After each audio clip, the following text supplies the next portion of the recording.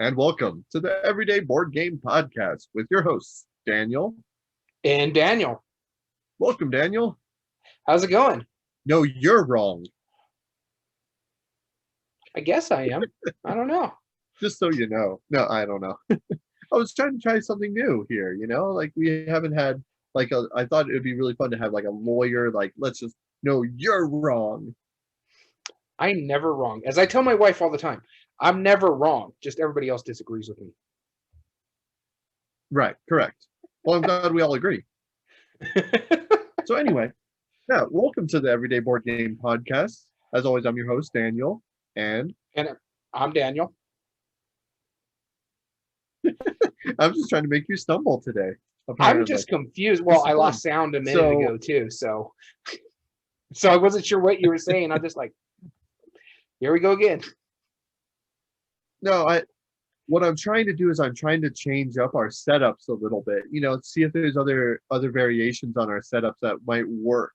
So what if I were to say, welcome, I'm Daniel, and you say, and Daniel, and this is the Everyday Board Game Podcast. You see what I mean? Like there's lots of ways we can vary this up. You see where I'm going with this? Varying it up doesn't do us good. You have to stay consistent. That's how you grow on everything. I've learned this from watching a bunch of YouTube videos, right? I completely agree, but this is the first episode it makes sense with. What are we talking about, Daniel? Variable setup. Variable setup, that's right. Games with variable setup. That's the whole reason why I did this. Actually, not really, but it is what it is. I just realized I probably made the screen a little strange on my end here. There we go. Let me fix it. All right, yeah, games with variable setup. We want to try the games that have different ways of starting the beginning. Now, there was some that were on the list. You're probably thinking, what exactly is variable setup? Daniel, do you have the definition from Board Game Geek? I actually do.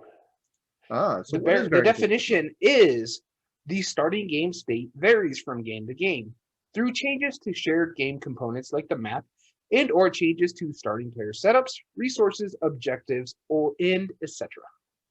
So let me ask you this. Let's say you and I are playing poker. Okay. I deal you a hand of cards. That hand of cards is different than the last time you played poker. Does poker have variable setup? Why or why not? Well, it depends on which poker you're playing. Any poker. You have Texas Hold'em, you have regular poker. Let's go with that. Sure. Yeah, then yes, there's variable setup. Everybody's going to get different hand of cards every time. See, my counter argument is no. And that's because it's not, the setup is the exact same in the function, just what you're given is different. So, I don't consider necessarily Pandemic. We just talked about that on our previous podcast.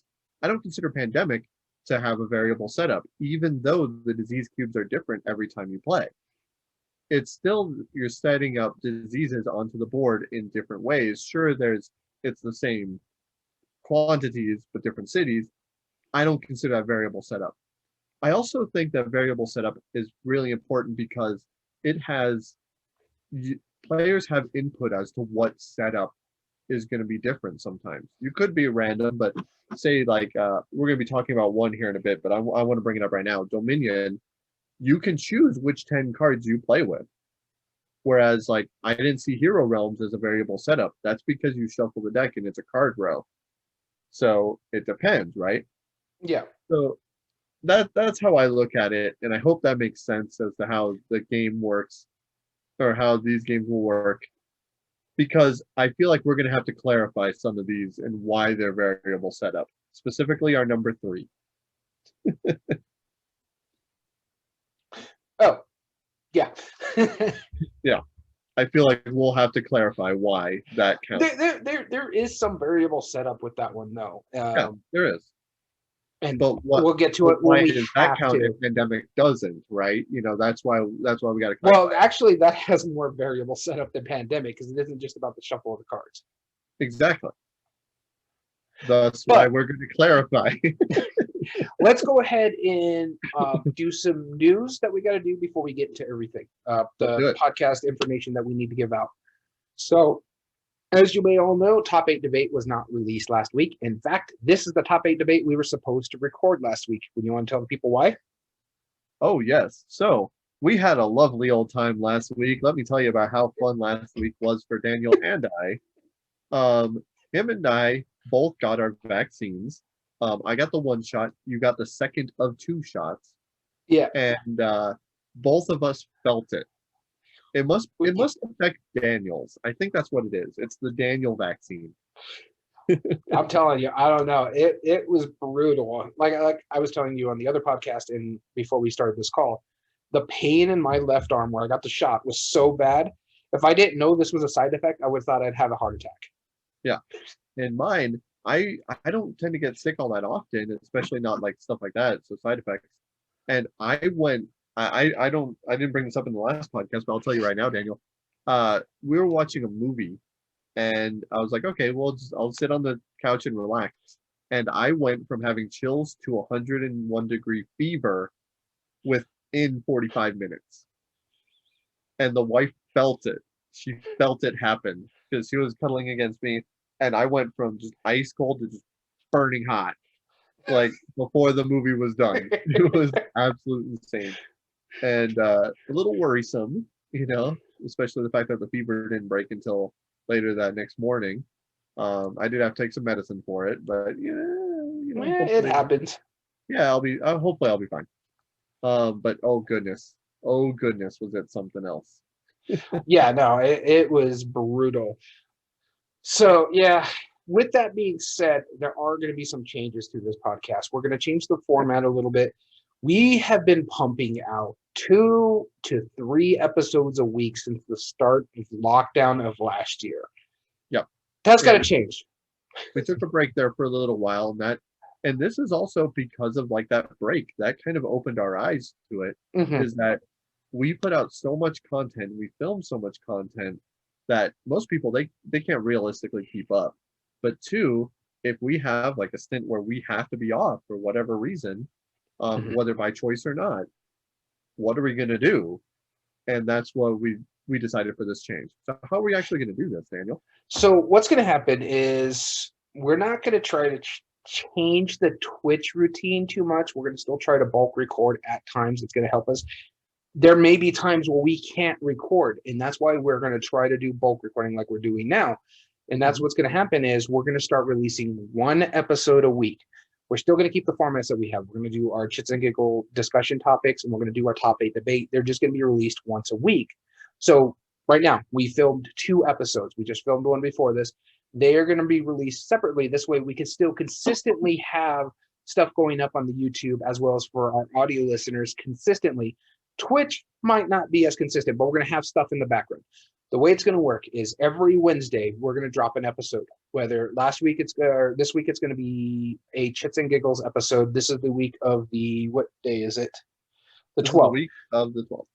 So on the 14th is last week's Chits and Giggles that we recorded. Next week, which will be the 21st, we'll release the top 8 debate. This episode right now we're recording. This will be released. You're hearing it when it releases on the audio podcast. Next week is going to be the Chits and Giggles we just recorded the following week, which would be like the first week of May or April or something, last week of April. I don't want to do the math, but what's being said is Chits and Giggles are going to be twice a month. Top 8 debate is going to be twice a month instead of 4 times a month for each of them. I think also I'm going to make a format change to YouTube where I'm going to cut the podcast in half and release those on Tuesday, Thursday. But if you want the full version, audio version, it'll be Wednesday. Cool. Sounds good. So that being said, why don't we get into this? Our topic, now that we've gotten the obvious stuff out of the way. Yeah. Our topic this week was very simple. What games have the best variable setup? And as we were saying earlier, the variable setup is specifically there's ways to genuinely influence the game throughout. I think I clicked something weird on here. Throughout or right at the beginning of the setup that drastically changes how you play during the game. And it's not just, yeah, it's just the way it is. It's weird how they define it on Board Game Geek. Some of these Yeah. fit better than others. Like, I'm going to go ahead and mention the first honorable mention from our audience, Terraforming Mars. The only variation of that one is through the draft, really, if you decide to Yeah. do the draft. Because normally it's just based on the card roll, like you were talking about with poker. Yeah, exactly. And see, like when I was picking my three honorable mentions, I went through the list and there's plenty of games that I really enjoyed that were on the list, but most of which I passed by because I'm like, no, there's not much change in it. Like you start slightly different, yeah, but it's not. And so Well, my, technically, my it's honorable very mentions, it actually makes a lot of sense. So, yeah. ha. All three of mine, I really wanted to have like drastic change. So let's talk about starting from the bottom of our list. I'm gonna start up there. Oh Uh, yeah, I'm I gonna. never actually closed the votes and got the vote counts that I needed. My Oh, okay. bad. While you do that, I'll just start from the bottom. Uh, uh, Scar added Blood Bowl Team Manager, which I'm not familiar with that game. I don't know if you are, Daniel, but I'm familiar with Blood Bowl, not Team Manager. yeah, so that's interesting. Scar also added Evolution, which I know is a game that you're a big fan of. Um, how is the setup different? Are you? I mean, I know you Honestly, have a different from number of what I cards. can remember, there's not much different setup. Again, it's the shuffling of the cards and what cards you have in your hand decide to play. Other than that, it's just what you have in your hand. Okay. And It's not Scar like you also get to pick added, anything. what's that? It's not like you actually get to pick anything. Right. Exactly. So it's that you start differently, but you don't choose it. Yeah. But he also added Black Rose Wars, which is a game that I have not played. No, I have Very not either. interesting. Okay. A. Gerald Bits added Newton, which is a game that I've been very interested in lately, but I have not gotten a chance to play. Yeah, same. Never played it.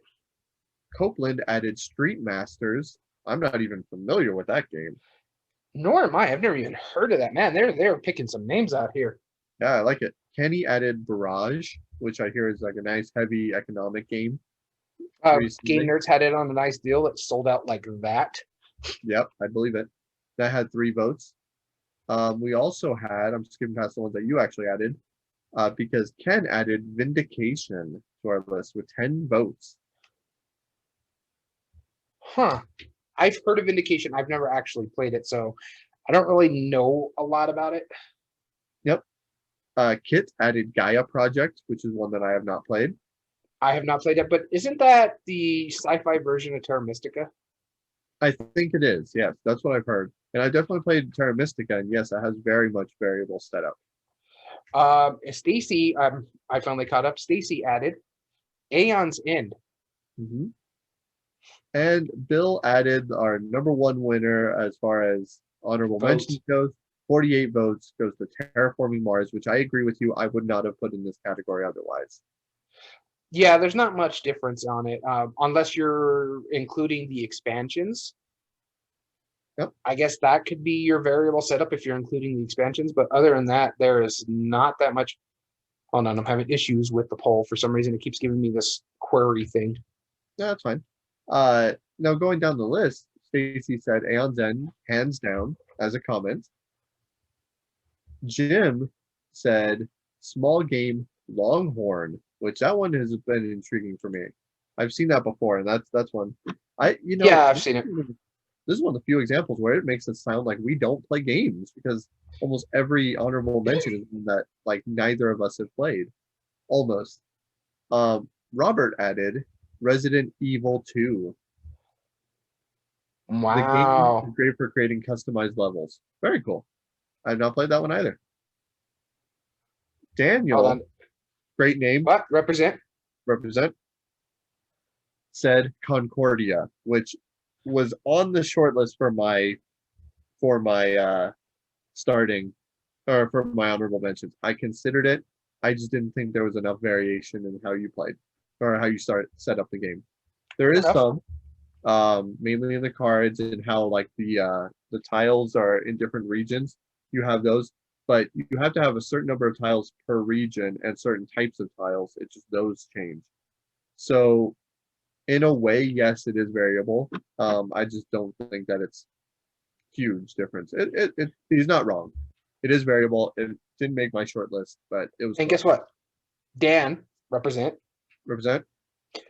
says he's still in awe of Gaia Project's highly variable setup in contrast with its perfect information gameplay. Yep. And then Nick added Clans of Caledonia. Oh, I skipped one. Sorry, my bad. That's fine. And so that was all of our comments on there. Let's talk about our honorable mentions, Daniel. All right, I'm ready for this. Okay. Let's get the coin of doom. I was like, I'm waiting on the coin of doom. We didn't get to use it in the chits and giggles topic because it was actually a compare and contrast. So that's right. Daniel, go ahead and start us off, sir. All right. So my first honorable mention here is a game that you haven't played, but I played a mess of, and that is Rising Sun. It's still one of my favorite dudes on the map game.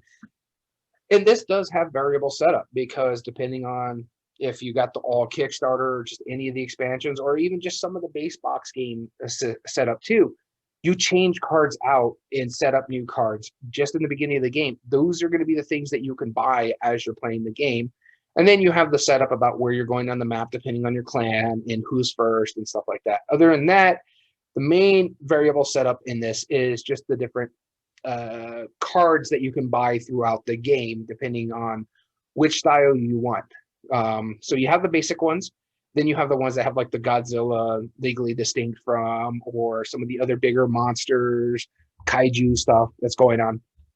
I have a lot of fun with this. Most points wins after the 4 seasons. You're playing this through a year. You start in spring, do a couple things, do a second part in spring. And so it's like 6 rounds.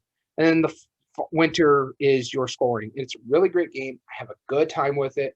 I have everything for it. So the setup for it is different every time I play this game. So my number 3, Rising Sun.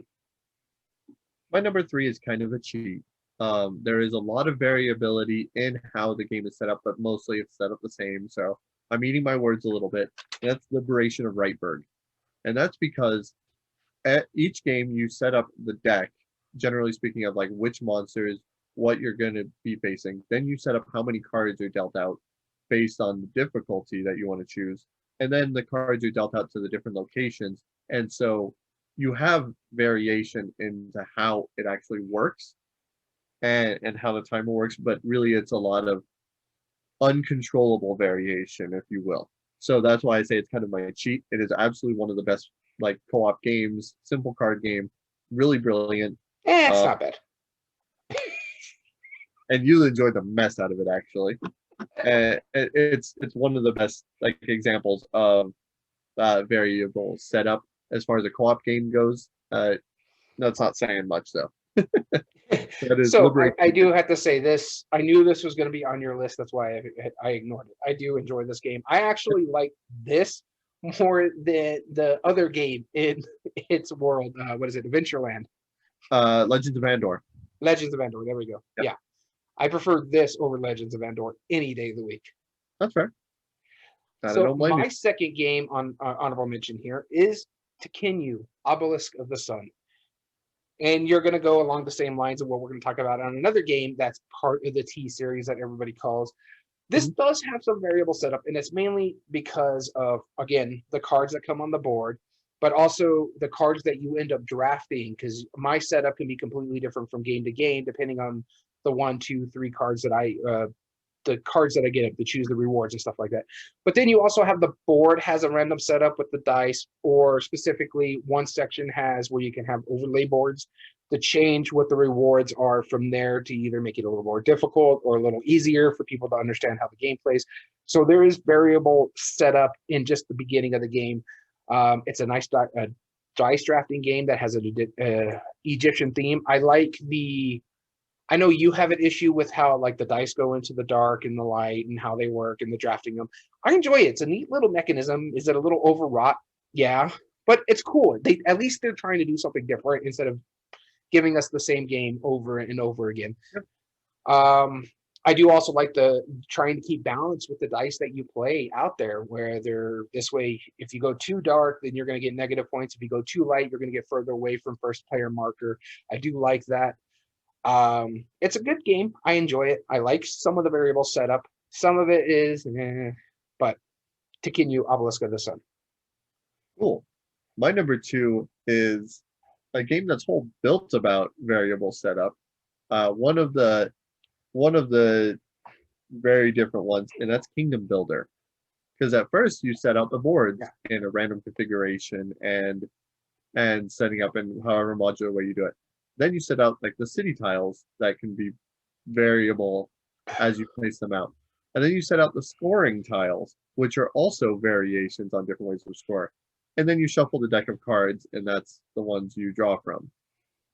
That's the only time that there is variation in the game. Otherwise, you play strategically on how you place out your pieces, 3 at a time.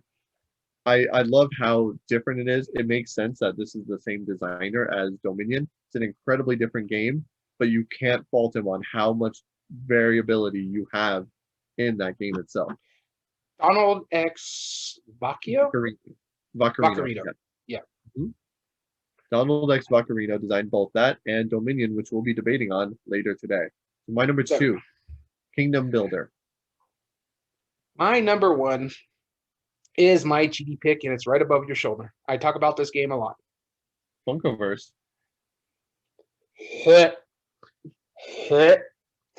Ogre. No. That is horrifying. Baron Park. Oh, Baron Park. That's a good game. It's a great game. No variable setup. No, not None at all. No. So Horrified is my number 1 pick. I saw that it was on my on the list, and I'm like, yes. And the reason being, the main part of the variable setup is which monsters are you going to play as? Well, are you going to do 2? You're going to do 3? You're going to do 4? Whichever one you want to do. How are they set up? If you're playing with this monster, let's say the Invisible Man, well, there's an overlay that gets put on the board because you have to do something specific for that. Same with the Mummy, and then you have a little game that you have to play with the Mummy. Then you have to put coffins on if you're playing with Dracula. And you have the different dials based on the Frankenstein monster and the Bride of Frankenstein. You have so much setup just based on the monsters you're going to be playing with. Not to mention how the different stuff goes on the board. What is it? The chits, the items and stuff like that, based on the bag draw. Your variable setup is based on your characters too. Where do they start on the map as well, based on your characters there. So there's a lot of differences in setup between games. And honestly, this is easily one of my favorite games to play with gamers and non-gamers alike, just because you can play it really easy with certain monsters that they recommend, or you can make it really difficult if you really want to play a tough game. And I really enjoy that. Yeah. Couldn't agree more. Good pick. And my number 1 has some of the most variable setup I've ever seen, just because of how much it can compound, and that is from AEG, Tiny Towns. Every building type has about 5 cards different. That is 5. And this is just the base box. 5 times 5 times 5. It is so exponentially different every time you play it, because the base box alone has all those variability. I wanted to put Cubitos on this because that does a lot of the same variable setup as well, but I haven't played it yet, so I can't guarantee it. But Tiny Towns, oh man, is that variable. Yeah. It's insane how variable it is. And then it's a game of pure strategy after that.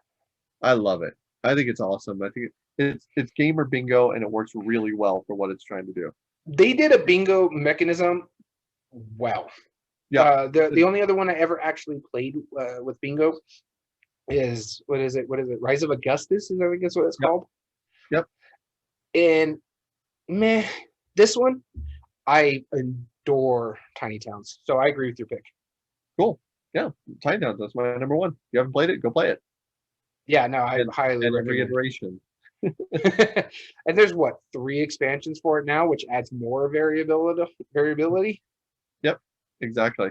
Every single time it adds on that much more differential. It's awesome. They do a great job with it.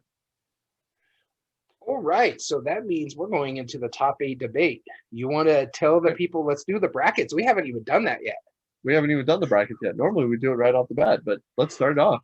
Our number 1 seed, Everdell. We'll be going up against our 8 seed Dominion. Number 2 seed, Marvel Champions. The card game. Going up against number 7, Kalis. That's literally the full name. Marvel's Champions, Oh, I the was going card to say, game. is there a board game version that I'm not aware of? All right, number 3, Teotihuacan. City of Gods. That's its full name. Going up against our 6 seed, 5 Tribes. Was our number 7 seed Kalis or Kalis 1303? Kalis. Okay, just making sure. I wanted to sound smart. Number 4, Quacks of Quedlinburg. Going up against our number 5 seed, Clank, the deck building adventure. Oh goodness. All right. Let's Or as get I put into it in the poll, Clank Vanilla. Clank Vanilla. Yeah, exactly. The base game of Clank. So how do we actually debate these? That's a good question that we like to answer every single time we do this podcast. And hopefully we'll get to the point where we don't have to repeat this anymore. But so far, there are But 5 it's always categories. good for our new listeners that just come in. So That's right. We have 5 categories that we like to rank these on. First off, we go to boardgamegeek.com and we pick a category, mechanism, family of game, publisher, designer, any category that we can rank it on. And we if Board Game Geek has a list, we use it. Yep. And we picked the 8 games that Daniel and I have both played. Why do we pick games that we both played? For we can have actually sound arguments. Because if it goes into a game where like, I'm going to have to take your word for it. I'm going to have to take your word for it. We're not going to get a debate. We're just going to be like, sure, if you say so. I guess. Yeah. And then that would be a real fun thing if one of us got 8 games. Like I knew all 8 games and you're like, sure. This is a debate. Absolutely. Yeah, no, of course. So we picked the top 8 games that you and I have both played. If one of us has played it and the other one hasn't, it is exempt from that. And we're also allowing this new year of filming 1 veto each. Oh, Yeah. also Gloomhaven, because it's our first year champion, cannot be on the list. That's right. So you'll see that mentioned, I'm sure, in honorable mentions later on in years. May or may not. Yeah, right. May or may not be. But then we also break it down by 5 categories, and this is how we determine which game is better. The first one that we have is ease of play. How easy is it to play the game itself? How simple or familiar are the mechanisms? Is it generally likely to get to the table more than others? And also, what are the odds of you having what's called analysis paralysis? Having flooded with so many options, so many choices that you freeze up and you delay the game. Mm-hmm. Next category we go by is replay value. This comes down to how well the game plays from 2 to 4 to 5, depending on the player counts, as well as how long it takes it within that scale, as well as the minimum number of plays to get through the full experience. You play poker one time, you know how to play poker. Doesn't mean you're good at it. You still know how to play poker. Whereas if you play something like Pandemic Legacy, you have to go at least 12 times to get the full experience of a game like that. And finally, the expandability. Does it already have expansions? We're allowing up to 1 possible future expansion if we believe that it's going to happen. Our biggest one that we like to use is Space Base. There is a volume 1, so we're assuming there's going to at least be a volume 2, or if there's been expansions confirmed by the designer or the publisher to be coming out. That's right. Then we have art and production. First off, art. Which one's better? Second one, pieces. Are the pieces really good quality? Do they have a good tactile feel? Do they help the game? And lastly, graphic design. That's important. Daniel and I are colorblind. We've experienced plenty of games with bad graphic design. Does the visibility of your game help you be able to play it? That's important. Is it icon heavy? Is it full of text? We'll find out. Next on our list here is meaningful choice. This is a really important category for us because it tells us how much of a game the game is. Because do you impact the other player strategies in the game? Do you block a spot that you know they need to get to, or you draft a card you know that they want? You're impacting their strategy, as well as impacting your own long-term strategy. Does the choices I make in the first round of the game impact all the way through to the final round? As well as if you make an arbitrary choice, does it make the impact on the gameplay? Does it, I still have a chance to win if I just flip a card and see what happens, or do I have to make a smart strategic choice? That's right. And our last category is game immersion. And the first thing is we have a variable category depending on whether the theme matches the mechanisms. When we choose a mechanism like this, how well does the game that we picked match that mechanism? So that point will go to which game has more variable setups, specifically in this debate. We also have player interaction. How well does the theme and playing the game get you immersed into role playing that game? If I'm playing Red Dragon Inn, am I talking like a drunkard? Clearly, I am at this point. And speak correctly. And which game leads to more memorable moments? Which ones are likely to make you stand up and have everybody in the convention center look at you and bask in your glory because of how amazing that game is? And finally, the last thing, it's not really a category, but it helps us decide the overall winner. If for some reason, even with all this criteria that we go down with, if there's a tie between games, that's why the poll is important that we talk about at the top, that you can vote on at the Board Game Revolution Facebook community every week that we put up. So the highest vote getter in a category will win and move on to the next round, or even become the champion based on the fan vote. That's right. So with that being said, are you ready to jump into it, Daniel? Let's do it. I got the Cup of Doom all nice and loaded. And I have the Coin of Doom loaded as well. So this very first round will be Everdell versus Dominion. Daniel will pick one of them at random from his Cup of Doom. I will flip the coin. That will be the person who starts the debate. Let us begin. I will start the debate. All right. So your game is Everdell. Oh, so close. I joke because Dominion, I really do enjoy it. But Everdell, it was a fun game when we played it. It had a lot of things going for it. First off, the component, the production quality, off the chain. It's amazing. Can't really see it because I moved it down a shelf, but you can see the Everdell tree right behind me. You have that big tree. The production on that, beautiful. It holds cards at different levels. That's important to the game. That's really neat. The art on the cards, absolutely stunning. Gorgeous, gorgeous cards. And as a whole, oh, and the pieces, the little like rubber berry things, those are super cool. But as a whole, the game itself is an engine builder. You're trying to get resources, send your dudes out. It's worker placement as well, if I remember correctly. You send your workers out there, take the resource or take the cards, pay for those cards, so put them in front of you. Each one of those has different abilities throughout the game or different ways to score. So much variability in the setup.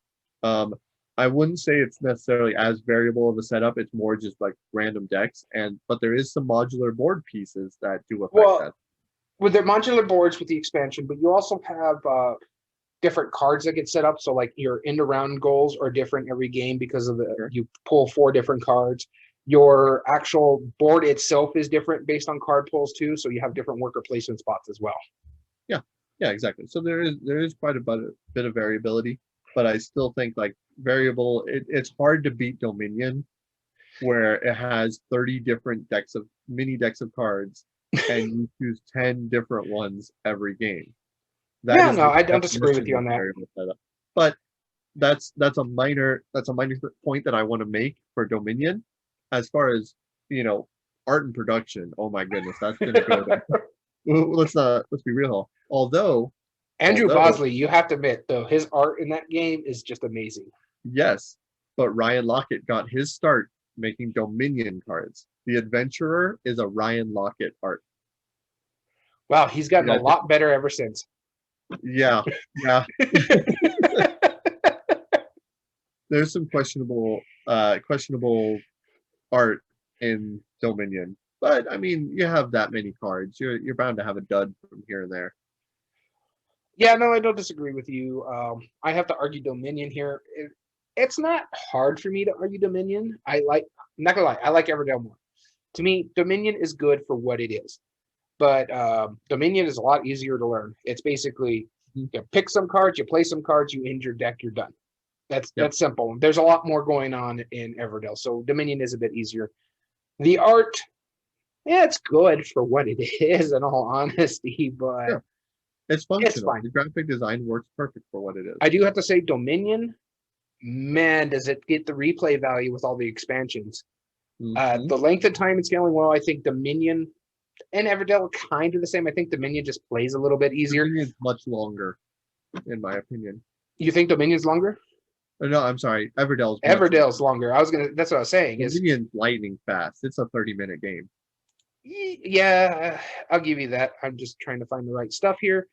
Uh, the base box setup is just amazing. Again, you just said just out of the base box, there's what 30 different stacks that you choose from. Don't get me started on the expansions. There's so many 13, 14, somewhere around there. Yeah. Everdell has 3 out right now and 2 more on the way.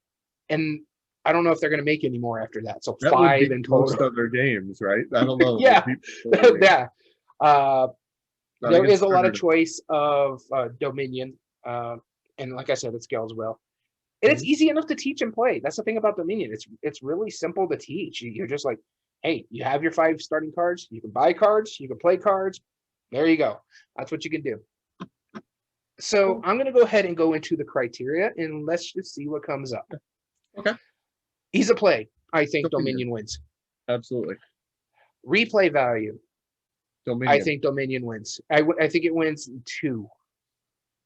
The length of time and the expandability. I think more gameplay because of what Everdell does in the expansions changes the gameplay. Meaningful choice. I think Everdell wins this one because of the strategy and how you're trying to. You don't have a lot of workers in the very beginning of the game, so you have to play smart, get your resources, get your cards out there. I think meaningful choice goes to Everdell. Agreed. Game immersion. Which one do you think wins game immersion? Everdell. Because we already know who wins art and production.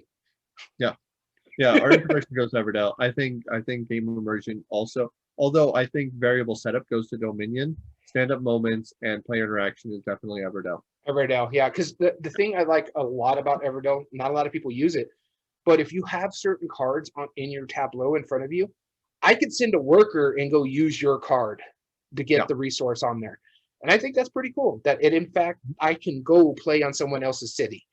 And so, yeah, I agree with you. Everdell moves on just because of the game immersion, though Dominion did put up a fight, even though we first looking at this is like, really? Dominion? Yeah, no, it's because it's definitely variable setup. And there's more to Dominion than it comes down to, but we're being honest about it.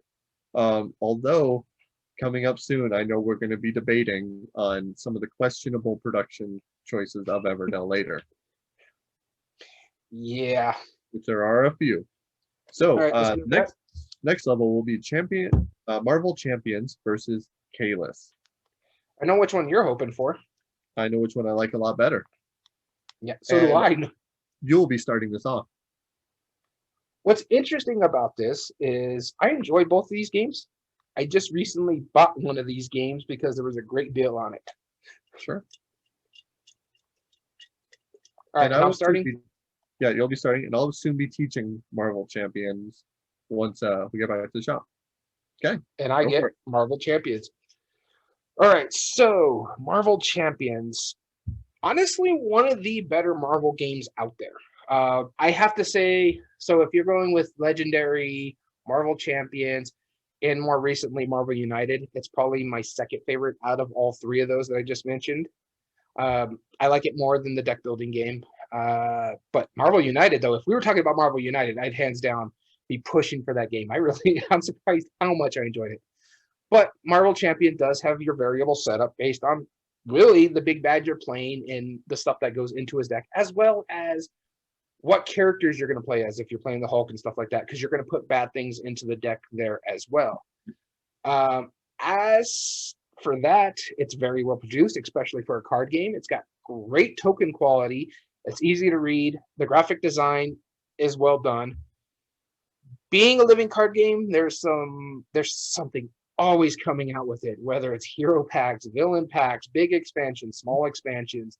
And they're releasing like one thing a month for the last 3 years. It's ridiculous. Our mutual friend who has this game has got everything. And I'm just like, oh my God, I can't keep up with this. I'm just going to get what I want out of it, and that's it. I'm not going to be like trying to hunt everything down like the Quicksilver and the Scarlet Witch and stuff like that. I'm just going to try to find what I want out of it. And there is good choices in the game, such as, do I become a hero? Do I go to my alter ego? Do I heal? Do I attack the villain? Do I attack the henchman? Do I do special abilities to help get rid of his schemes and stuff like that? I enjoy all of that.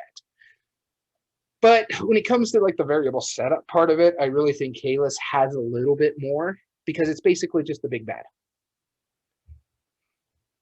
I think Marvel Champions has far more variable setup.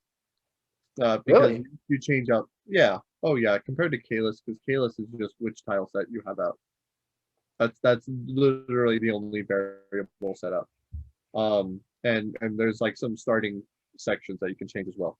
That's about it though. Where Marvel Champions, you do pick, the goal of the game. And since we're arguing the regular Kalis, I have to say the art production goes to Marvel's Champions hands down just for the box cover alone. And if this was Kalis 1303, then I feel like that would be better, but Kalis is outstanding. It is one of the first worker placement games of ever. It's attributed to being the first one. And that's because that really set a standard. That set a precedence of a mechanism that was really up there. Just like Dominion made deck building, Kalis made worker placement. And because at that point, you couldn't just play a game where you're like, oh, well, I can go to any spot, even if you own it. Like, what is this concept? Why are you breaking my brain? That's why Kalis was really awesome. And then on top of that, you have really decent resource management, asymmetric resources too, on top of that. Resources are clearly different. You're building only certain things with that. But if we were to break it down, I think Kalis is one of the best Euro games I've ever played. It doesn't get enough love anymore because so many things have surpassed it. But really, like, I think a lot of people they discover Kalis really late on, and then they realize like, wow, this is actually really something. This is intense, and it has a lot of really stand-up moments because of that Provost piece. That's brilliant. I don't know if that's really stand-up moments. More like, I'm going to punch you in the face for moving that jerk. Yes, and that's the point. You and me almost got in a fist fight over Kalis, which is rare in a lot of games. It's common for the debate, but it's rare when we're actually playing.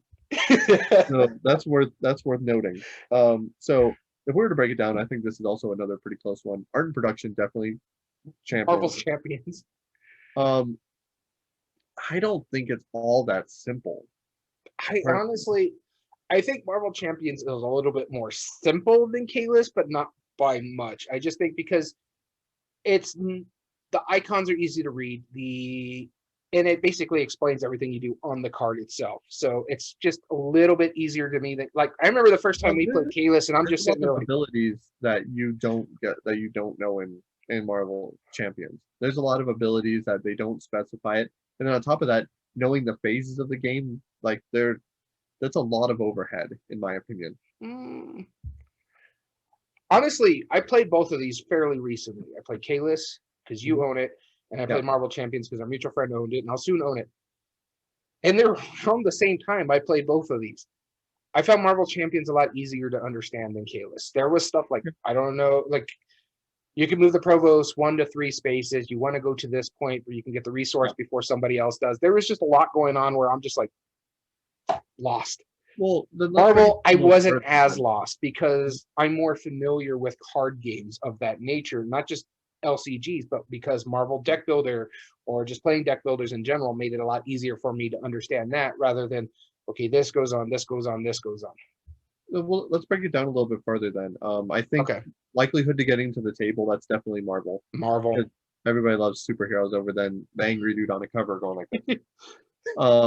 The AP prone, I would say Marvel is more AP prone personally, just because of no, I have to disagree with you on the AP prone because I remember when we played Kalis with 3 people, I got AP prone and I'm not very AP prone. It's the fact that you have to pay some cards to pay for, or the cost for others, you have to discard other cards. And some have like the little symbols on the bottom, like you can benefit. That's where I'm going with it. but you have the added benefit of being cooperative, but then you also have the disadvantage of having cards in your hand being cooperative. It's like, well, I can't really show you because then that would make it way too obvious of what we need to do. But Yeah, then, no, I get that part, but I just think because with everything that's going on in kids, and I'm not trying to push Marvel right, or something like that, but the AP part of it is that I'm moving here, or do I move here? Do I move the provost? Do I need go to this spot this way? I know you need to go to that spot. It's just a lot of the stuff that's being thrown at you in Kalis could lead to, all right, I'm playing the Hulk. I want to smash that guy in the face. Let me play these 3 cards where I can use this 1 card. That's a okay, lot simpler. that's fair. All right, we'll give it ease of play then. Art and production and ease of play go to champions. Meaningful choices goes to Kalis, Kalis. hands down. There's no arguing that. No. Memorable moments. I'm sorry, game immersion. I'm sorry, I I will don't say feel the thematic theme playing or this. the I'm sorry, go ahead. I don't feel it's thematic at all playing. But see, we're not going about thematic on this one. This No, you're category right. is about how it Variable fits the setup. variable setup better. Right. But I'm talking as far as like player interaction. Yeah, no, I don't get the player interaction all that much more. I agree, hands down, the player interaction is better in Kalis. The Okay. memorable moments, I could see it as a wash, and to an extent because you're fighting the big bad if you beat them and stuff like that. Now, Yeah. variable setup, which fits the variable setup better. That's Marvel. Absolutely. Marvel. Yep. Okay. So that goes to Marvel, which means it moves on. And honestly, And replay value. replay value goes just because again, it's a living card game. They're releasing something once a month for this game. Yep, exactly. So Marvel Champions moves on to our second seed. Our next round, Teotihuacan versus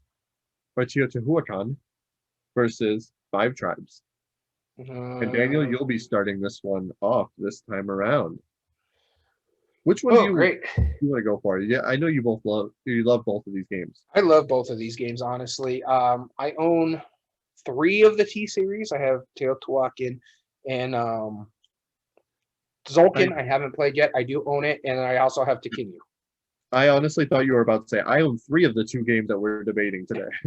I own actually both of these games that we're talking about right now, and I enjoy both of them immensely. So I'm going to be good with whatever happens. All right, so the game I get is Teotihuacan. Okay. Right.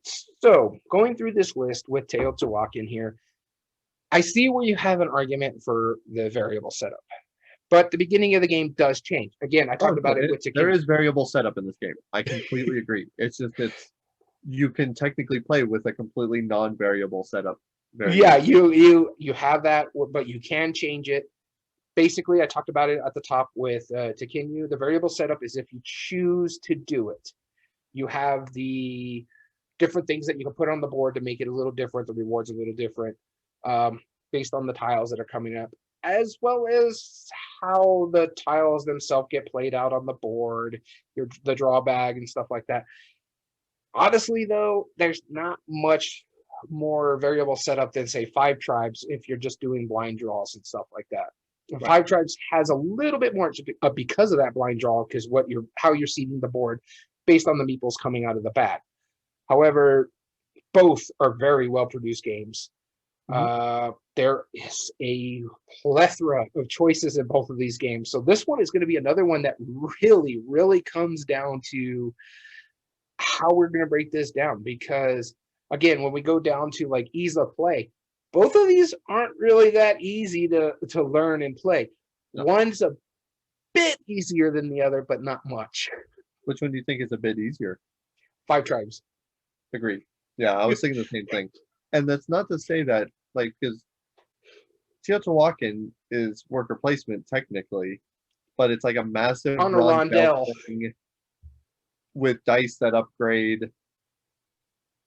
Yeah, there's a lot going on with Teotihuacan. Honestly, these are like next step Eurogames medium weight, I guess you can say. I think whereas 5 Tribes is medium to lighter weight, I think Teotihuacan is medium to heavier weight. They're like on that. I think Teotihuacan is heavyweight Euro. Absolutely.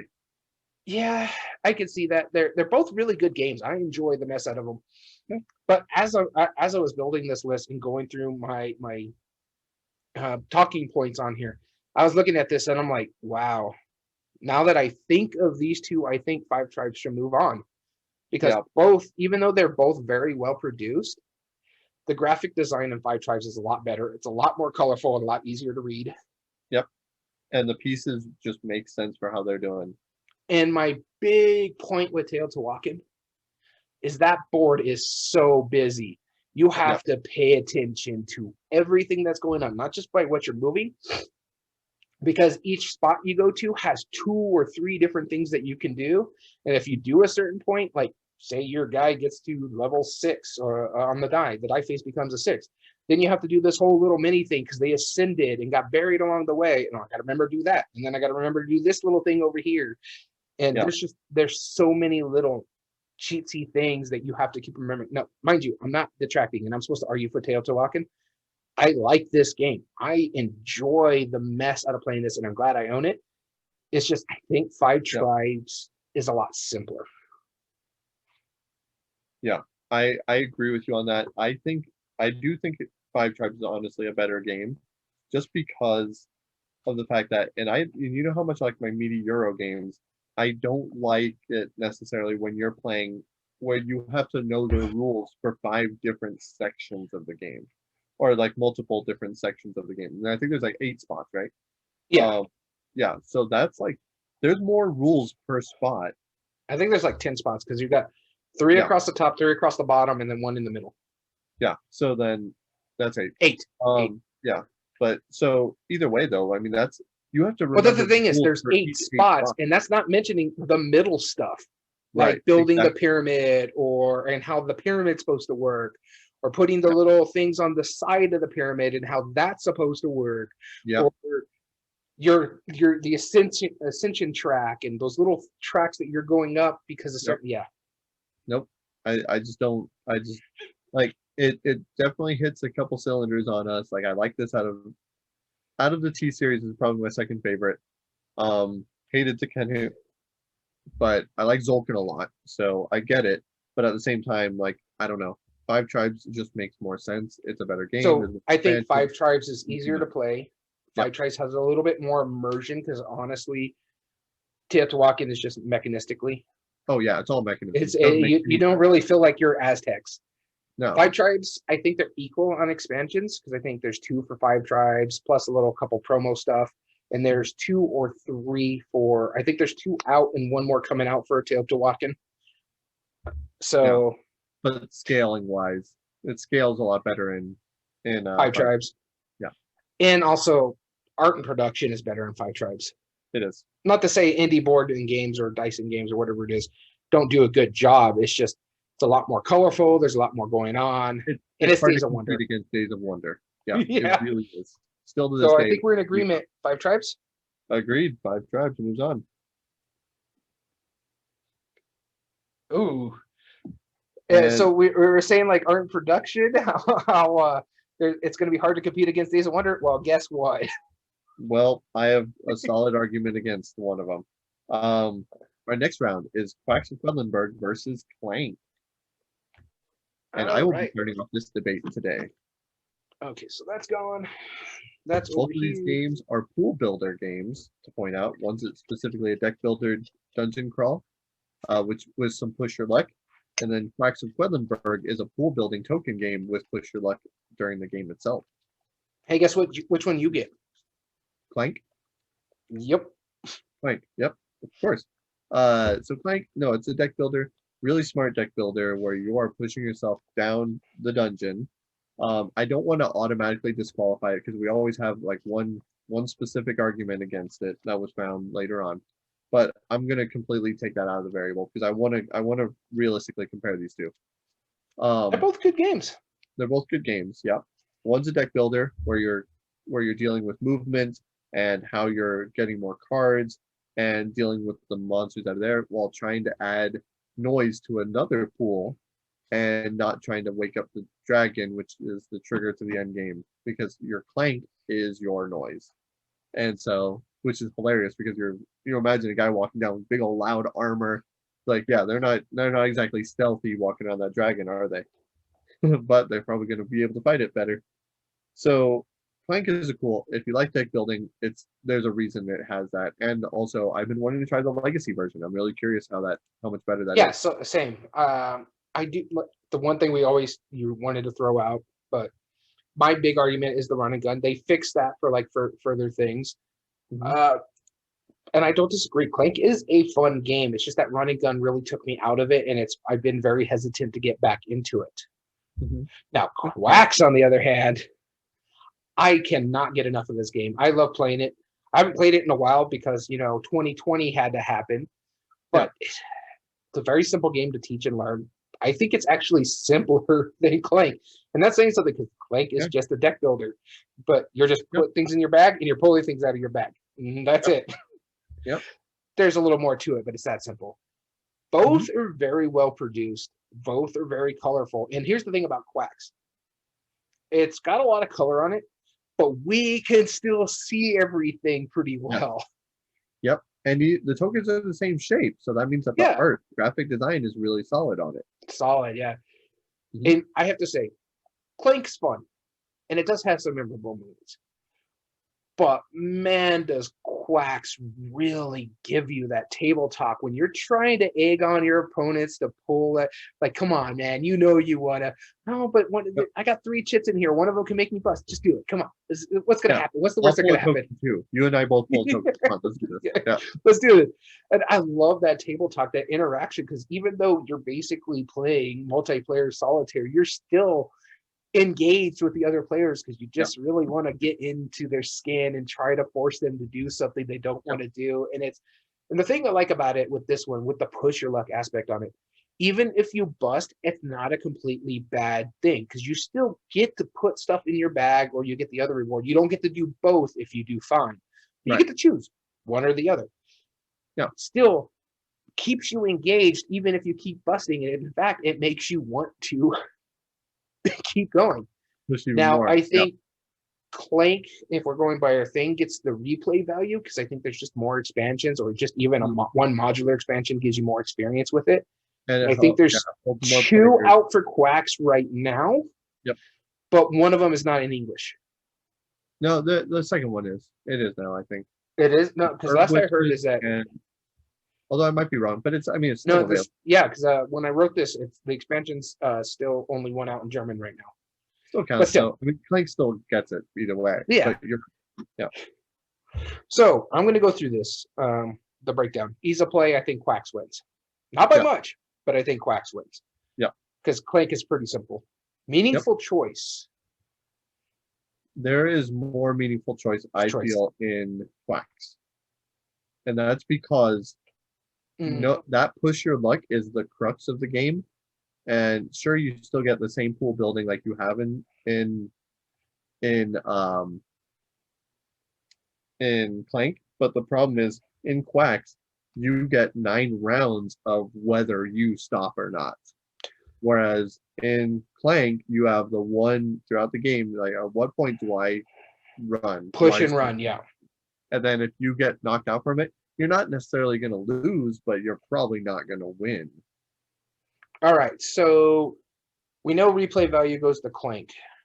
And honestly, I'd have to say game immersion goes to Quacks, but I do want to at least do the last one here. Who do you think wins art production? Because we said Quacks has really good graphic design, but does it win better art than Clank? No, I don't think so either. Better in Clank as well. And I think the production value is a little better in Clank.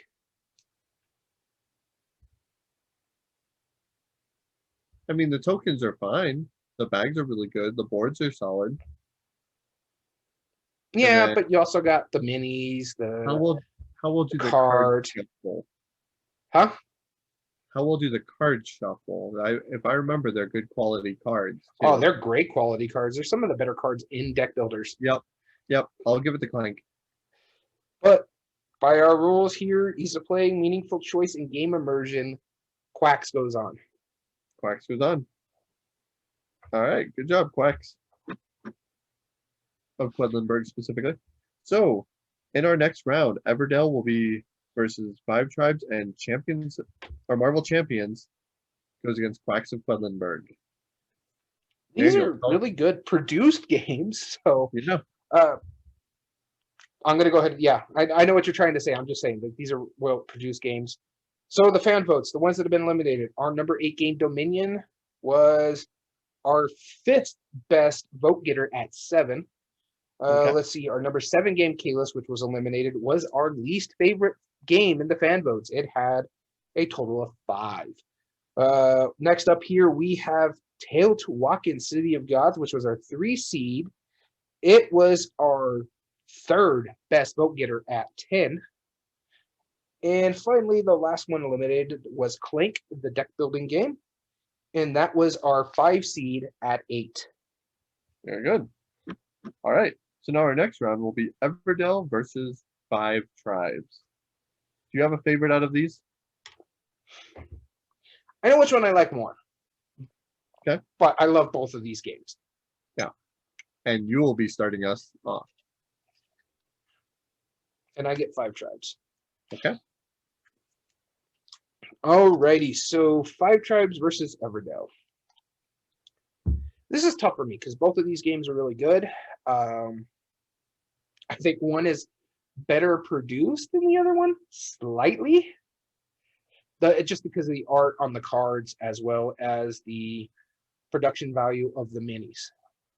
Because it's basic minis in 5 Tribes, whereas you got animal meeple characters in Everdell. That's the only thing I think art production wise it moves on for there. Ease of play, I think 5 Tribes is just a little simpler than Everdell. Just because honestly, it's Mancala. You're just moving this. Whatever you have left is what you do. Yep. Whatever you land on. Meaningful choice. 5 Tribes. Mm-hmm. Replay value. Everdell. Mm-hmm. Okay. And I think Everdell, for me personally, is just the better game because it's a combination of things that I love. You got your cards, you got your worker placement, and you have your tableau building. I enjoy all of those. It's also easier for me to get to the table when we're talking about ease of play because of the theme. And a bit of an issue with the first print run of 5 Tribes. Now, the 5 Tribes you're going to pick up nowadays, there's not going to be an issue with that. But if you have someone who has a first print run, there is going to be a bit of an issue. So warning about that. Sure. Other than that, honestly, I think 5 Tribes moves on. I agree with you. And there was only one argument that I really had against Everdell compared to 5 Tribes. And that's because while the production is absolutely stellar in Everdell, it is questionable. And that's because of, first off, the tree. The tree, lovely, only accessible from one side. Kind of blocks the vision of anybody else. So unless you have a big table and you have it all set up on one side, it doesn't really work. Rectangular tables don't work. Round tables don't work for Everdell. And sure, you can play with the board. To so much point. And I think the Belfair expansion, they just put like the Everdell tree on a board at the top. Yeah. Yep. They had to do it because it's beautiful, but it's gorgeous. If you notice, it's also a pain in the butt to build up. I have the cardboard one behind me. You can't really see it too well now. But if you look at our past ones, I had it up on the top shelf. I leave both of my trees set up because they're a pain in the butt to set up and tear down without damaging the art on it. Yeah, completely agree. I completely agree with that. It's and then the way it takes up so much room, like the board is gorgeous, but like the way it's laid out is not functional well. It is functional when you start attaching all the other boards, but then you have nowhere to play your cards. Exactly. and I've never enjoyed that in a game where there's like that was like my biggest argument against like Tidal Blades when we played it is like, why are all these boards these shape? Why are they modular like that? It's like, what's the function here? It's like they don't even hold the cards that they need to. I like Everdell for what they try to do with the modular boards because you can when you have every boards, it makes a really nice panoramic scene. It just takes up so much table space. Yeah, and that's when form becomes a problem to function. Mm-hmm. Like they wanted it to be pretty, they succeeded. It's gorgeous, it's great, but it gets a knock in my production value because it's not functional. Well, see, I say it gets knocked in a graphic design, but the other two categories in our art and production, I think it wins. The production value, I think, the artworks is amazing, and the production itself is really good. I just think it gets the knock in graphic design because it's nice, it's just not functional. Yeah, exactly. So you say Five Tribes moves on?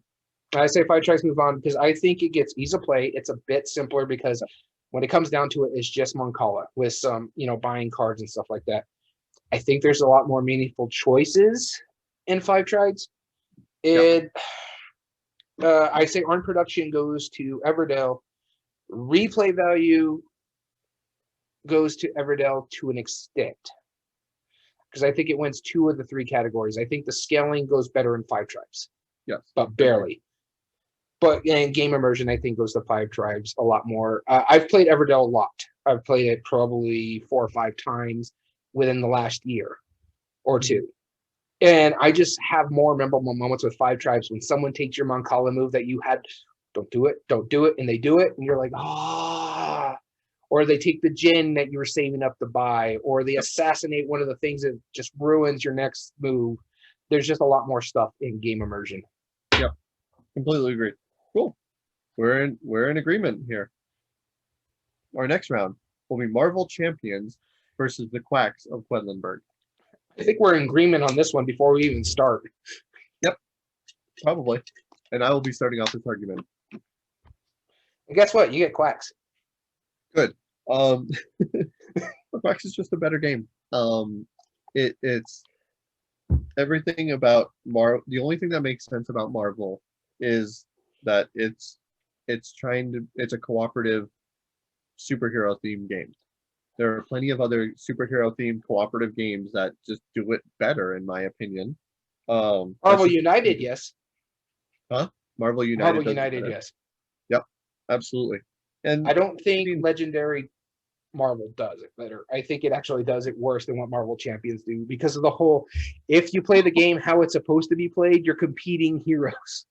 Yeah, exactly. Which doesn't make, anyway, we digress.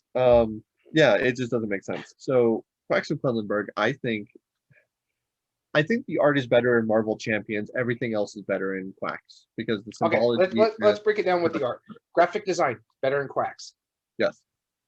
Art is better in Marvel Champions. Art and production better in Quacks. Yeah, the pieces. The pieces of the components. Yeah. Agreed. So art and production goes to Quacks. Ease of play also Quacks. It's much simpler. I know one thing that Marvel wins. What's that? Replay value. Yes, absolutely. Absolutely. But meaningful choice, even then, they both have some pretty arbitrary choices in it. But they really do. But this is just literally you can play what's in your hand, but you don't have any choice of what you get in your hand. You just then even sometimes you really don't get to play what's in your hand. If you don't have the right things to pay for the other cards in your hand, it's just like, well, I do nothing. I'm going to go to hero mode and heal. Yeah, exactly. That's it. So then, I will give Marvel Champions one thing, and it's not even in our category because it's based kind of like all the other LCGs. It's a great solo game. So if you want something that gives you that superhero feel and you want to play quickly and you can only play solo, pick up Marvel Champions, give it a shot. Well, I mean, that goes into scaling well. Yeah, Marvel Champions, you can play by yourself. Yeah, that's already bonus on top of Quacks. Yeah. But then even then game immersion is Quacks as well. Yeah, honestly, I played both of these games almost an equal amount of numbers, and Quacks, just the laughter at the table alone of trying to egg, like I'm egging Daniel on over here. Come on, pull it. I'll pull it. You pull, right? Come on, let's do this. I know I'm going to bust, but I just want to see if he'll bust. Yeah, exactly. See, I'm okay with it. Like, let's bring it on. We'll each pull. Come on. Like, what are Come you on, yeah, saying? no. Quack. So I agree Quack. with you. Quacks should move on to face Five Tribes. I just think Quacks is an amazing game, and It is. that's saying something. I like Everdell. I like Marvel. Quacks is one of the few games on this list I don't own, but I actually would say I like Quacks a lot more than any other game on this list. Yeah. Although Five Tribes is the only game I think that can really put up a solid fight against it right now. Oh So yeah, no. it does. In our final round, we do not flip the coin. We do not pick sides. We just simply break it down by categories and try and make it as easy as possible. But before we do that, we had some games eliminated. How were they perceived by the audience? So Marvel Champions, the card game. I still don't know why it's called Marvel Champions, the card game. It's weird to me. Like we don't know it's a card game. Right. So Marvel Champions was our fourth vote getter at 9. And Everdell, which was eliminated by Five Tribes, was not only our number 1 seed, was also our number 1 game at Wow. 26 votes. It beat our number 2 by 1 point. Ooh. Wow. Well, good job. That's impressive. All right. Our final round, Quacks of Quedlinburg versus Five Tribes. This is going to be interesting, I feel. Yeah, and just to reiterate, for those who are new to our podcast, we don't choose a side in the final round. We go step by step on our 5 criteria to find out who the winner is. So with that being said, is there anything that jumps out at you? Art and production. I Five feel Tribes? it's very Five Tribes. Absolutely. That's the first that definitely is obvious. Yeah, Although no, I don't disagree with you.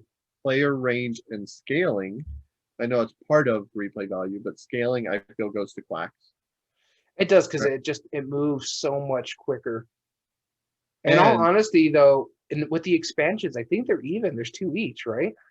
I believe so. Yes. So that's a wash right there. So, Yep. Now, variable setup though, which is a category that goes. But to that's in Quacks. game immersion. So before we Okay. finish that, let's finish replay value. Minimum number of plays to get the full experience. Quacks. Quacks. Yeah. Because even though the tiles are so variable in Five Tribes, they're just ways to score points. Yeah, that's it. Yeah. So replay value goes to Quacks. Mm-hmm. All right. So moving on to game immersion, as you were trying to do, the variable setup, which fits better. Quacks. Yeah, okay, I'll give you that one. Yeah, That I because could think each of off the top token of my has head. like 4 or 5 different options for it. Yeah. And then it's not just that, it's the Five Tribes, the main setup really is what cards come up and how the meeples go on the board. Right. Now, which one has more player interaction? Honestly, I have to say Quacks, as much as Five Tribes is just because of the Moncala mechanism, you get angry with someone making move something, but with the actual table talk and player interaction, I just think Quacks, there is more of that because you're egging each other on, you're trying to make them bust, and it's just, I don't know. Yeah. I just think because, again, a multiplayer solitaire game in essence has so much table. It's like comparing this to Castles of Burgundy. Both are you're only really worried about what's going on in your board. Right. Whereas with Castles of Burgundy, you're just sitting there like, okay, I'm going to do this, this, this, and this. Where Quacks and Glenley is like, come on, you know you want to pull it. I know you only need one more. Come on, let's do it. Come on. It's just we keep going back to that. But even though you're so enthralled on what you're doing on your side, you're also trying to see what they're doing to mess with them. Yeah. And what makes it interesting is the fact the player interaction, it's not a cooperative game, but when somebody does something really amazing and goes huge in Quacks and Quellenberg, everyone's excited. You're cheering them on. Absolutely. Absolutely. It could mean you lose the game, but you're like, that's amazing. Keep going there, buddy. And then the last one we had was